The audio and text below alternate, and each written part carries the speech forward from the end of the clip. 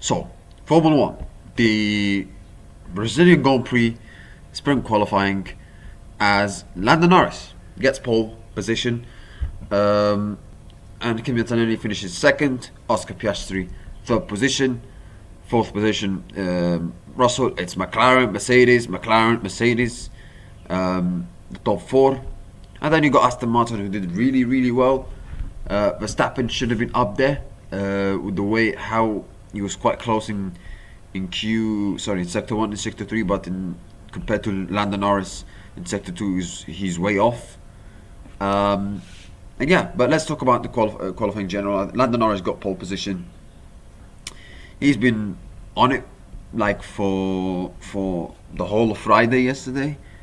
However, early on it looked like Oscar Piastri, had the edge of Lando over Lando in practice until the end, where Lando pulled off a good lap, and then it was like, okay, this could be a very good battle between Lando and Oscar for the pole position in sprint qualifying. Could be a good battle, could be quite close, but at the same time, Lando managed to get pole position, and he got pole position over like 2/10 over Piastri. Piastri improved compared to his recent performances, but still behind Lando Norris. And Lando, again, he was quite good, quite superb. Antonelli did very, very well. He did a great job, and obviously he can be good in this sprint qualifying as he did before in Miami.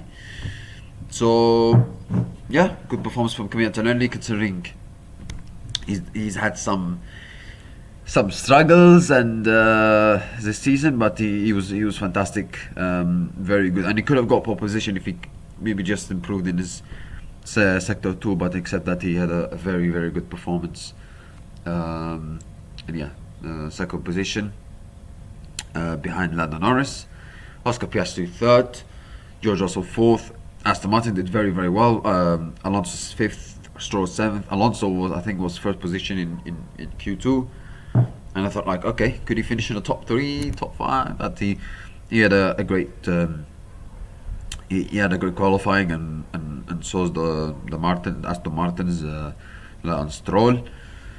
Red Bull and Verstappen should have been up there.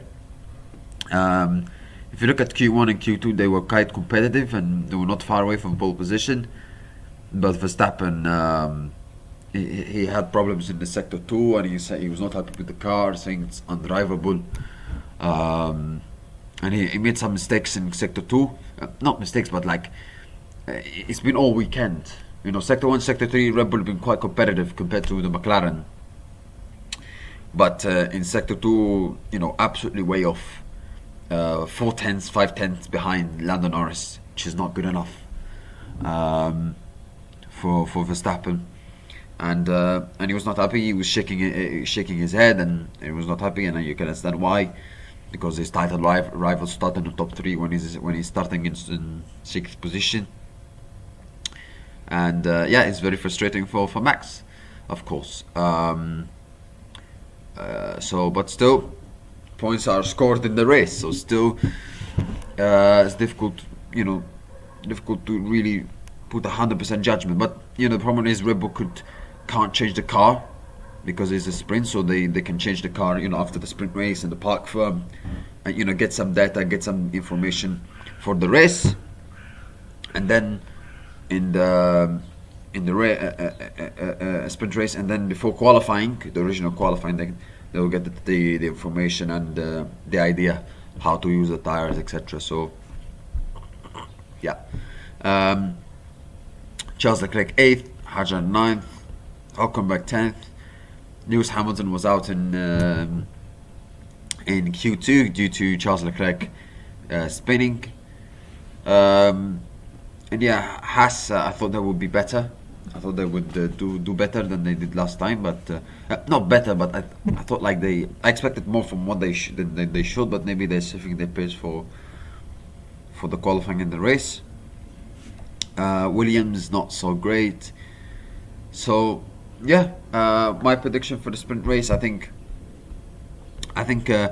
looking at the conditions, if you look at the conditions, it looks like there's before, you know, before the sprint race, there's going to be like a huge, thunderstorm and some rain maybe. But there's most likely going to be a thunderstorm. So let's wait and let's wait and see. I think, you know, so let's see. I think, I've heard some people in social media say, "Oh, that means they will not race, etc." It could be like 2023 qualifying where it was like it's like a night race, but let's see. Let's see what happens. But it looks like there's going to be a thunderstorm 2 hours, an hour before the sprint race. So let's see if that affects the sprint race or not. And let's see also the qualifying, because there could be rain as well for that. So yeah, tomorrow the race is predicted to be dry, mostly dry. So let's see what happens. So yeah, but I think if the race is dry, as if it's under normal condition, I think Lando Norris should win the race. If the thunderstorm and the rain comes into play and affects the conditions, I think it could be anybody's game. It could be anybody. Anybody could win it.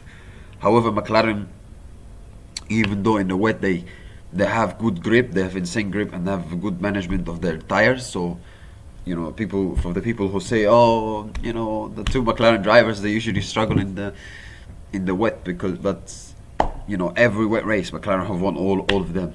So yeah, but they got 1-2 in the Miami sprint, they got the 1-2 in Silverstone, they should have got 1-2 in Australia until Oscar made that mistake.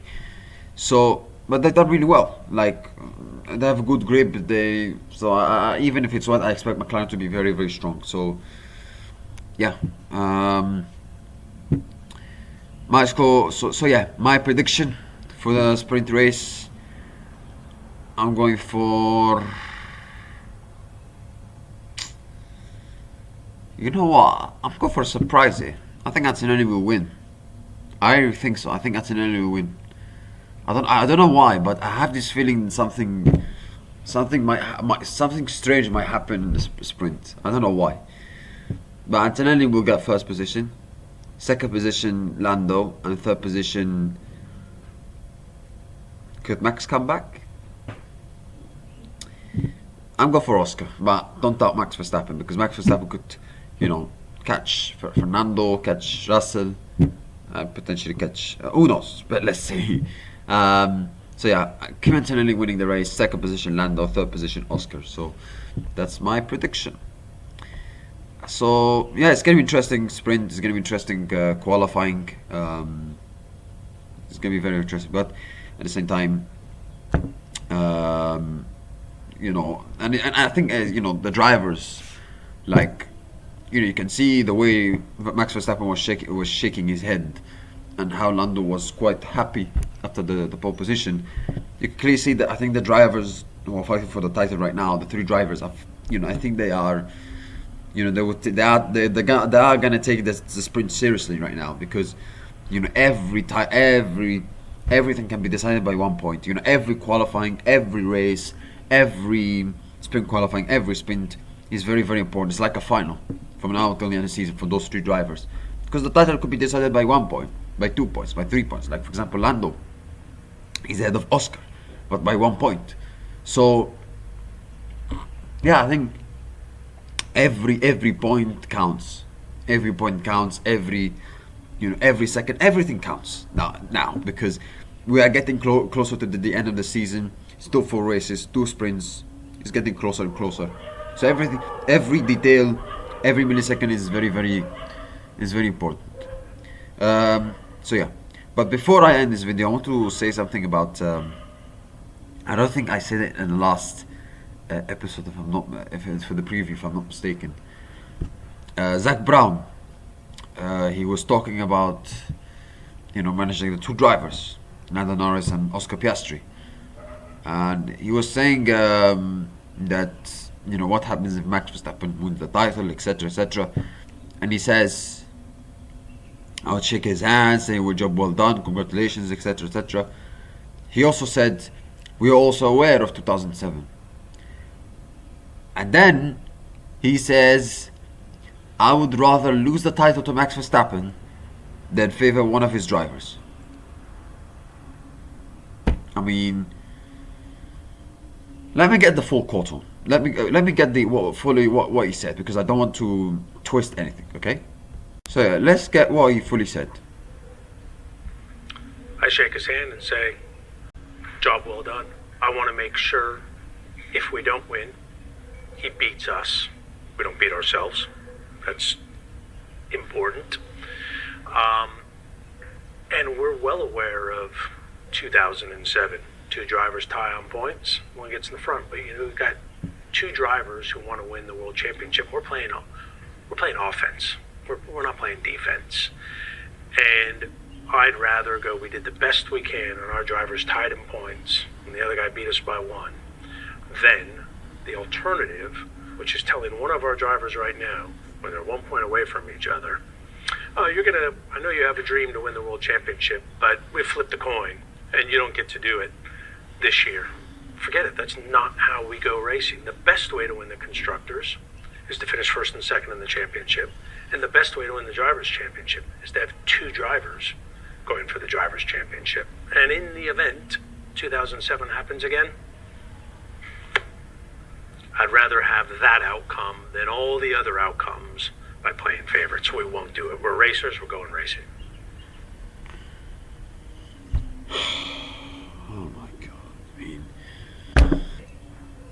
again, what's he talking about? Saying that I would rather have he's saying that we're playing offense, we're not playing defense. So you're playing offense, not defense, by not wanting to favor your drivers and rather lose the championship. Yeah, that's playing offense and not defense. Yeah. I mean, what a load of BS. What a load of BS. What's he talking about? You'd rather lose the championship than having the balls and the guts to favor one of your drivers and to upset the other one? Really? I've never seen a team, and listen, McLaren have done a good job in keeping the drivers happy and keeping the good harmony, but you're taking it too far. You're taking it too far, my friend. There's a limit. You're taking it too far. And yes, because you want to win in 26, 27, 28, as Andrea Stella said, but like, come on. There's a limit. I mean, and of course, Zach Brown, we all know he loves this. He loves to talk a lot of nonsense, saying that, oh, we want to be clear, we want to be fair, we want to be transparent, we want to be very, very fair, very clean and fair racing, we are racers, A lot of nonsense. Like, I'm not saying McLaren should favor one of the drivers, by the way. It's between them 1 point. Of course, 1 point is only between Lando and Oscar. But don't tell me that you'd rather lose the championship than favor one of your drivers. Don't tell me that. Like, what a lot of nonsense. What a lot of nonsense. And honestly, like, it's a shame. It's a shame that, like, Verstappen after Brazil, he won't have many chances to win races, because McLaren, the probability of winning those races are higher, other than Las Vegas, but it's going to be Mercedes or Ferrari that one. Because if Red Bull had the proper chance of winning those 3 races, and still had the proper chance to catch the 2 McLarens, honestly, I would love to see the pain. I'd love to see the pain. And like, you would rather lose the championship? Really? But it shows with their actions. It really shows. But yeah, that's it, guys. Thank you. I wish you have a nice day. See you next time, and goodbye.